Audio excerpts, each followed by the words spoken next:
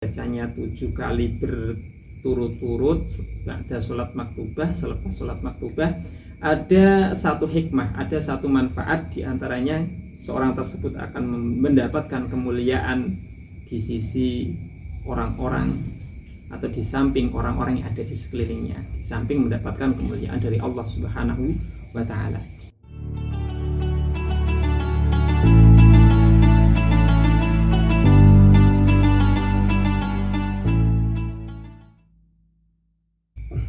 Assalamualaikum warahmatullahi wabarakatuh.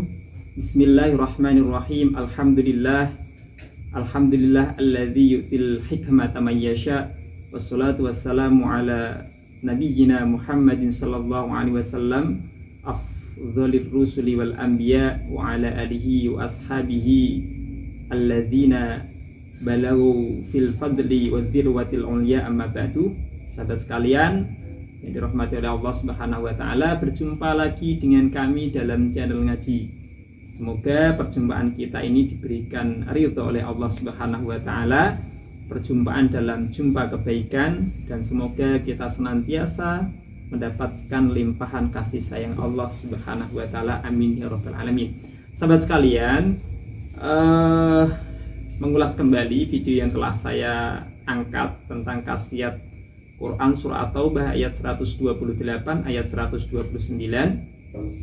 Di antaranya, barang siapa yang mau membaca Quran surah At-Taubah ayat yang telah saya sebutkan dengan cara istiqomah, dibacanya 7 kali berturut-turut ada sholat maktubah, selepas sholat maktubah ada satu hikmah, ada satu manfaat, di antaranya seorang tersebut akan mendapatkan kemuliaan di sisi orang-orang atau di samping orang-orang yang ada di sekelilingnya, di samping mendapatkan kemuliaan dari Allah Subhanahu wa Ta'ala.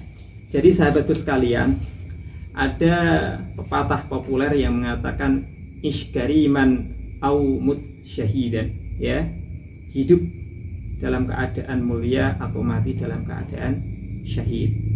Siapa sih yang tidak berharap dan tidak ingin hidupnya itu mulia di sisi Allah, juga mulia di sisi manusia? Tentu semuanya berharap seperti itu, ya.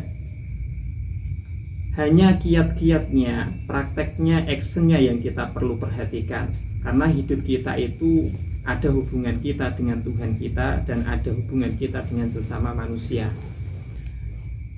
Tentu kita semua berharap kehidupan kita itu mulia di hadapan Allah dan di hadapan manusia.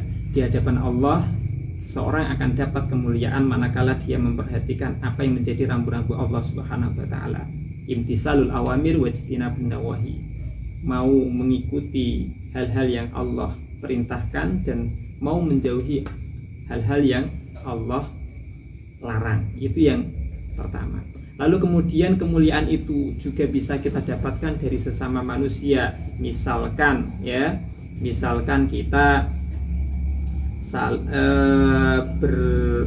beramal soleh, ya, berbaik hati dengan orang-orang yang ada di sekeliling kita, ya, menebarkan kebaikan. Ketika kita melakukan sesuatu, membantu tetangga misalkan, kita ikhlas tanpa pamrih, tanpa berharap apapun, tanpa berharap balasan dari orang yang kita bantu, ya, pokoknya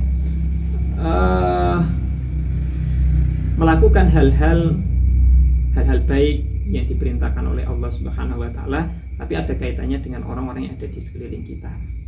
Itu tentu dengan hal-hal yang baik kita lakukan, orang akan memberikan reward, orang akan memberikan penilaian yang positif terhadap kita. Oh, ini orangnya baik sekali, santun sekali, tidak suka menyakiti seseorang, tidak suka berkomentar kepada orang lain dengan komentar-komentar yang tidak penting. Nah, itu tentu orang-orang akan memberikan reward dan dibarengi dengan akhlakul karimah, ya, akhlak-akhlak yang mulia. Sahabat sekalian, semoga kita senantiasa aktif dan istiqomah membaca Al-Quran meskipun dengan kapasitas kemampuan kita, ya, dan semoga kita selalu beristiqomah, ya, istiqomah sesuai kapasitasnya masing-masing, dan selalu ingat kepada Allah Subhanahu wa taala, berharap kita dijauhkan dari kenistaan-kenistaan, dijauhkan dari kerendahan-kerendahan yang tidak kita inginkan, dijaga oleh Allah Subhanahu wa taala. Amin ya rabbal alamin. Sahabat sekalian, kiranya itu yang bisa saya uraikan dari hikmah kita mau membaca Quran. Surah At-Taubah ayat 128 129 tentu akan banyak manfaat yang pastinya akan bisa kita ambil pelajaran. Sekian dari kami, segala kekurangan saya mohon maaf. Kami mohon maaf. Wassalamualaikum warahmatullahi wabarakatuh.